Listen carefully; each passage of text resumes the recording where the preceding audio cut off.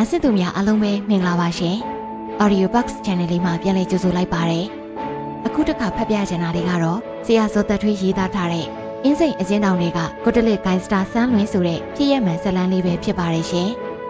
ဒီဇာတ်လမ်းလေးမတင်ဆက်ခင်မှာကျမတို့ရဲ့ channel လေးကိုလည်း like and subscribe လုပ်ထားခဲ့ဖို့မေတ္တာရက်ခံပါရစေရှင်အသစ်တင်နိုင်သိရှိနိုင်ဖို့အတွက်လည်း notification ခေါင်းလောင်းလေးကိုနှိပ်ထားခဲ့ဖို့မမေ့ပါနဲ့နော်မှတ်ထားကွာလိန်နေဆိုတာကြီးကြီးကျယ်ကျယ်ပြောပြီးလိန်ရတယ်အင်းစိန်ထောင်ကလေးဆောင်တန်းစီဆန်းလွင်ရဲ့အမြဲကြွားဝလေးရှိတဲ့လက်သုံးစကားပါပဲကြွားလဲကြွားလောက်စရာပါပဲဆန်းလွင်ဆိုတာရန်ကုန်စာတိကိုတလက်သားစစ်စစ်ဖြစ်လို့အလုတ်လုတ်ရင်လဲကြီးကြီးကျယ်ကျယ်လှုပ်လို့ရှိပါတယ်တစ်ချိန်ကရန်ကုန်ကိုတလက်ဆိုတာတရားမဝင်လုပ်ငန်းတွေနဲ့ရောရှက်နေတဲ့မခရနေမြေဖြစ်ပါတယ်တောင်ဝင်းမှာလူမိုက်ပေါ်တယ်လို့ကိုတလက်မှာလည်းလူမိုက်ပေါ်ပါတယ်ဒီလူမိုက်တွေထဲမှာမှဆန်းလွင်ကသူများထက်ခေါင်းတစ်လုံးပိုသာနေတဲ့လူတစ်ယောက်ဖြစ်ပါတယ်ငငယ်ကတော့ဇက်ရဲလက်ရဲတောင်းရဲတိုက်ရဲလို့သူ့ကိုဓမြကြီးဆန်းလွင်လို့ခေါ်ကြတယ်ကိုတလက်တစ်ပိုင်းလုံးမှာတော့ဆန်းလွင်ဆိုရင်ဘယ်သူမှကြော်လို့မရဘူးနောက်တော့ဆန်းလွင်ကလူရည်တဖြည်းဖြည်းလဲလာတယ်မိုက်ကုံပြပြီးစက်ကြီးယူလိုက်တောင်းလိုက်လုပ်နေတာကလူမွေးလူတောင်မပြောင်းနိုင်ဘူးဆိုတာသဘောပေါက်လာတယ်ဒါကြောင့်နောက်ပိုင်းခွင်အကြီးကြီးတွေကင်လာတယ်ကာယအားကိုမသုံးတော့ပဲညာနာအားကိုသုံးလာတယ်တခါအလုပ်လုပ်ပြီးတစ်သက်လုံးထိုင်စားလို့ရမယ့်အလုပ်ကိုလိုက်ရှာတယ်ကိုယ်တိုင်ကဥပဒေအပြင်ဘက်ကလူတစ်ယောက်ဆိုတော့ဥပဒေကိုလက်တလုံးချလုပ်ပြီးစီးပွားရှာစားတဲ့သူတွေရဲ့ပျော့ကွက်ကိုတွားတွေ့တယ်။ဒါပေမဲ့တချို့အရာတွေကစီးပွားမဖြစ်တော့ဘူး။ဒီလူတွေကိုအနိုင်ကျင့်ပြီးရလာတဲ့ငွေကမျိုးမျိုးမြတ်မြတ်မဖြစ်ဘူး။ဒီတော့ဆန်းလွင်ကစိတ်ရှည်လက်ရှည်နဲ့အခွင့်အရေးကိုချောင်းနေတယ်။တရက်မှာတော့သူစောင့်နေတဲ့အခွင့်အရေးဟာစိုက်စိုက်မြတ်မြတ်ရောက်လာပါတယ်။အဲ့ဒါကတော့ရွှေဘုံသာလမ်းလို့အခုခေါ်နေတဲ့မကူလန်းကရွှေမောင်ခိုလုံနေတဲ့ဆိုင်တစ်ဆိုင်ပဲ။ဒီဆိုင်ကရွှေချောင်းတွေကိုတရားမဝင်ခိုးသွင်းပြီးလှုပ်ရှားနေတာကိုမထင်မှတ်ပဲသိလိုက်ရတယ်။ပြီးတော့ဆိုင်ရပိုင်ရတွေကိုလက်ထိုးပြီးစိတ်ကြိုက်လှုပ်ရှားနေတာလည်းတွေ့လိုက်ရတယ်။ကိုတလစ်ဆန်းလွင်ကဒီရွှေဆိုင်ကနေဘလို့ကရုံးပေါ်ထိတ်ကွက်ရမလဲဆိုတာသိချအကွက်ရိုက်တယ်။သူ့ရဲ့အစီအစဉ်မှာဟာကွက်မရှိအောင်စဉ်းစားတယ်။ပိုင်ပြီးဆိုတော့မှလှုပ်တယ်။သူလှုပ်ပုံကတော့အဲ့ဒီရွှေချောင်းမှောင်ခိုလုံနေတဲ့ဆိုင်ကိုထောက်လန်းရေးကဆိုပြီးဝန်ဖမ်းမဲ့အစီအစဉ်မှာပဲ။ဒါပေမဲ့ရဲအတော်များများကိုပိုင်ထားတဲ့ဆိုင်ကအလွယ်တကူယုံကြည်လက်ခံမဲ့ပုံမရှိပါဘူး။ဒီတော့ဆန်းလွင်လည်းညံကိုရတော့တာပေါ့။အဲ့ဒီနေ့ကသူနဲ့တပည့်တယောက်ကဆိုင်ကိုထောက်လန်းရေးကဆိုပြီးဝန်ဖမ်းဖို့လုပ်တယ်။စာရွက်စာတမ်းအတုတွေရှောက်ဖွေပုံစံအတုတွေလည်းလုပ်ပြီးပြီ။ခတ်တာကတပည့်တယောက်ကိုစခန်းမှုပုံစံဟန်ဆောင်ပြီးလိုက်ဖို့ခေါ်ထားပေမဲ့တကယ်လုံးမဲ့အချိန်ကြတော့မှသွေးပြက်ပြီးမလိုက်ဖြစ်တော့ဘူး။ဒါပေမဲ့ယူနီဖောင်းနဲ့တယောက်လောက်ပါမှဆိုင်ကလက်ခံမဲဆိုတာကိုသိတယ်။ဒီတော့တကယ်အမှန်ကန်လုံခြုံရေးတယောက်ကိုရမှဖြစ်မယ်။ဆန်းလွင်ကန်ကောင်းတာကမကိုလန်းအနီးနားမှာကြည့်လိုက်တော့မွေးမြူရေးနဲ့ရေလုံငန်းပန်တစ်ခုရှိတယ်။ဆန်းလွင်ကလည်းတစ်ခုခုလုပ်မဲဆိုရင်တွေးဝေတာမျိုးတွန်းဆုပ်တာမျိုးမကြိုက်ဘူး။နောက်လက်မကြည့်ကြီးပဲ။မကိုလန်းကိုလည်းရောက်နေပြီ။ဆိုင်ကိုလည်းဝင်ဖို့ဆုံးဖြတ်ထားပြီးပြီ။ယူနီဖောင်းတယောက်မပါလို့အလုံးမဖြစ်ဘူးဆိုရင်သတင်းပေါက်သွားမှလည်းစိုးရိမ်နေ။ဒီတော့မျက်စိတမိန်လျှက်တစ်ပြက်အတွင်းမှာဆုံးဖြတ်လိုက်တယ်။မွေးမြူရေးနဲ့ရေလုံငန်းပန်ရှိမှာလုံခြုံရေးတာဝန်ထမ်းဆောင်နေတဲ့ရဲတပ်ချက်ကြီးတယောက်ရှိတယ်။သူ့နာမည်ကကန်ကြီးရှောင်းတဲ့။တိုင်းရင်သားဖြစ်တော့အမိန့်နာခံပြီးအရန်ယူသားတဲ့ရဲတပ်ချက်ကြီးတယောက်ပေါ့။ဆန်းလွင်ကဘာမပြောညာမပြောနဲ့တပ်ချက်ကြီးကန်ကြီးရှောင်းကိုမကူလန်းမှာတရားမဝင်ရွှေတွေဝင်ဖမ်းဖို့ခေါ်တယ်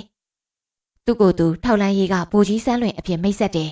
။ကန်ကြီးရှောင်းကသူ့ကိုဘာလို့ခေါ်တာလဲလို့မေးတော့ရွှေတွေဖမ်းရင်ရဲဘက်ကတပ်တွေတယောက်လိုတဲ့အတွက်အရေးပေါ်လာခေါ်တာလို့ပြောတော့ကန်ကြီးရှောင်းလည်းယုံသွားတယ်။ယူနီဖောင်းကိုတသက်ရရက်လုပ်ပြီးဆန်းလွင်နဲ့အတူမကူလန်းကိုလိုက်လာတယ်။ဆန်းလွင်ကလည်းစာရွက်စာတမ်းတွေအဖွဲ့သားတွေအစုံလင်းနဲ့မကူလန်းကရွှေဆိုင်ကိုဝင်ဖမ်းတယ်။ထောက်လန်းရေးကလို့ပြောပြီးရှောက်ဖွေရေးပုံစံတွေပြတရားမဝင်ရွှေချောင်းတွေရှိမရှိမေးတယ်။ဆိုင်ကဆန်းလွင်ရဲ့ရုပ်ရည်အပြောဆိုနောက်မှပါလာတဲ့သူတွေနဲ့ရဲတက်ချက်ကြီးကန်ကြီးရှောင်ကိုကြည့်ပြီးသွေးပြက်နေပြီ။ဒါကိုရိပ်မိတဲ့ဆန်းလွင်ကဘာမှသိမ့်မမေးတော့ပဲရွှေချောင်းတွေထုတ်ပေးလို့တိုးတိုးတုတ်တုတ်အမိန်ပေးလိုက်တယ်။ရွှေချောင်းတွေပေးလိုက်ရင်ဆိုင်ကိုအေးမယူဘူးလို့လည်းထပ်ပြောတယ်။နောက်ဆုံးမှာတော့ရွှေဆိုင်ကလန့်ပြီးရွှေချောင်းတွေအကုန်ထုတ်ပေးလိုက်တယ် စမ်းလွင်ကဆိုင်ကအထွက်မှာကန်ကြီးရှောင်ကိုလက်ဖက်ရည်ဘိုးလေးပေးပြီးပခုံးပုတ်ပြန်လွှတ်လိုက်တယ်။ကန်ကြီးရှောင်ကလည်းထောက်လန်းရေးဘူကြီးကသဘောကောင်းကောင်းနဲ့လက်ဖက်ရည်ဘိုးပေးလိုက်တယ်ဆိုပြီးလှုပ်ကြီးစုတင်နေတော့တာပေါ့။စမ်းလွင်လည်းရတဲ့ရွှေချောင်းတွေကိုရောင်းချသုံးဖြုံပြီးပျော်မွေ့နေတယ်။ဒီတစ်ခါရလိုက်တာကတန်ဖိုးကြီးပါတယ်။ရက်အတန်ကြာမှရွှေဆိုင်ကကြောချမှတပြမှန်းသိဖြစ်သွားတယ်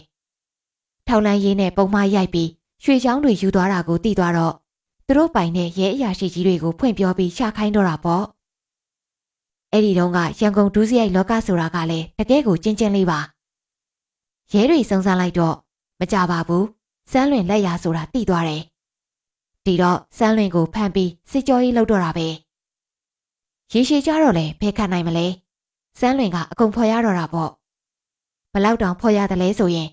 ဘန်းရှိမှာလုံခြုံရေးတာဝန်ကျနေတဲ့တက်ကြက်ကြီးကန်ကြီးရှောင်ပါပါတယ်လို့ပြောရတဲ့အထိပဲ။စမ်းလွင်ရဲ့စစ်ကြောချက်အရရဲတွေလည်းမတက်တာပဲကန်ကြီးရှောင်ကိုဖမ်းရတော့တာပေါ့။ကန်ကြီးရှောင်တို့များဘလောက်ရိုးသလဲဆိုရင်သူ့ကိုအချုပ်ခန်းထဲထည့်လိုက်တော့ကြိုးရောက်နေတဲ့စမ်းလွင်ကိုတွေ့တာနဲ့ဘိုးကြီးရောပါတာလားလို့မေးတဲ့အထိပဲ။သူ့ကိုလိန်လို့လိန်မှန်းမသိစမ်းလွင်ကိုထောက်လန်းရေးဘိုးကြီးအဖြစ်အချုပ်ထဲရောက်တဲ့အထိထင်နေသေးတယ်။တရားရုံးကကန်ကြီးရှောင်ကိုတောင်ဝဝတရားအလွဲသုံးစားလုပ်မှုနဲ့နှစ်အနည်းငယ်ချလိုက်ပေမဲ့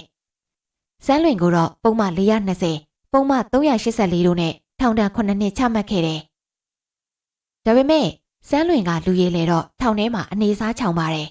။သူ့ကိုလေးဆောင်မှာအခန်းလူကြီးဖြစ်အောင်လိုင်းဝင်လိုက်တယ်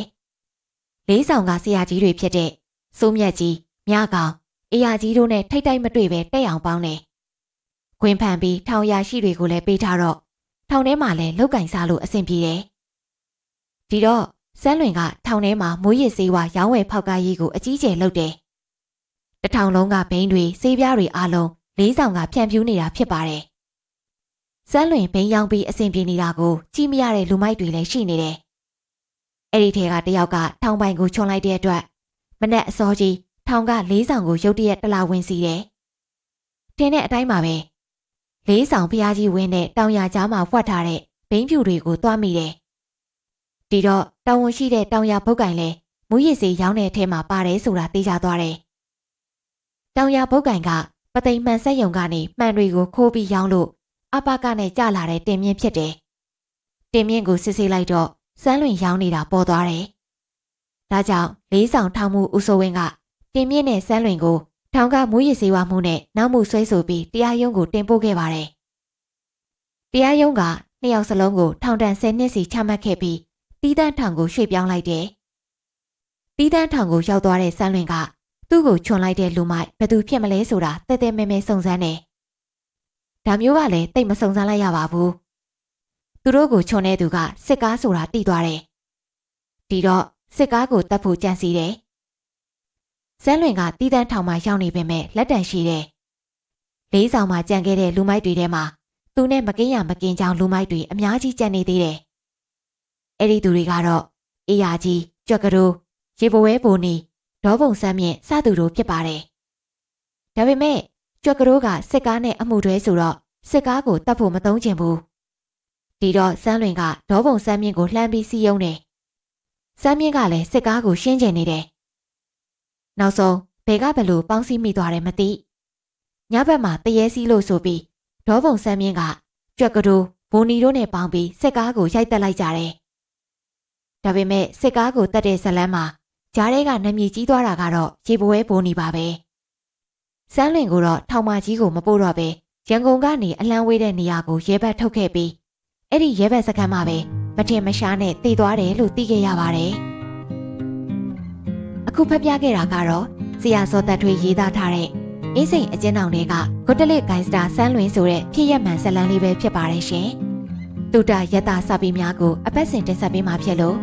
Audio Box Channel လေးကိုလည်း Like and Subscribe လုပ်ထားခဲ့ဖို့မမေ့ပါနဲ့နော်။ Audio Box လေးတွေနားထောင်ရင်ဘဝအမောတွေပြေပြောက်ပြီးတာယာတဲ့အချိန်လေးပိုင်ဆိုင်ကြပါစေရှင်။